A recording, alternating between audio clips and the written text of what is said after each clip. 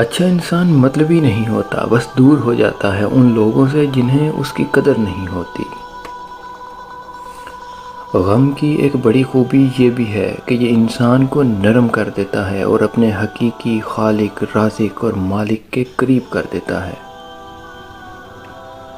کسی کی بے وفائی پر یقین آ جائے تو انسان اندر سے جڑنے لگتا ہے۔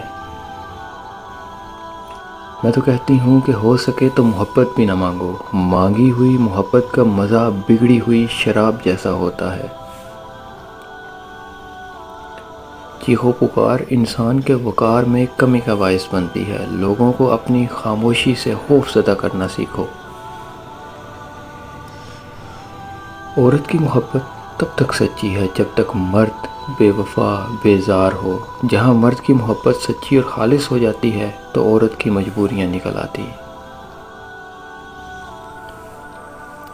اپنے آپ کو ماضی کا قیدی نہ بناؤ، وہ زندگی کا سبق تھا، کوئی عمر بھر کی سزا نہیں۔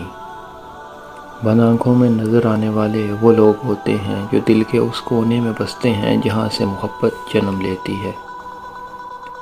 میں تعلیم یافتہ ذہین عورتوں سے نفرت کرتی ہوں، کم بخت بلا کی جھوٹی ہوتی ہے۔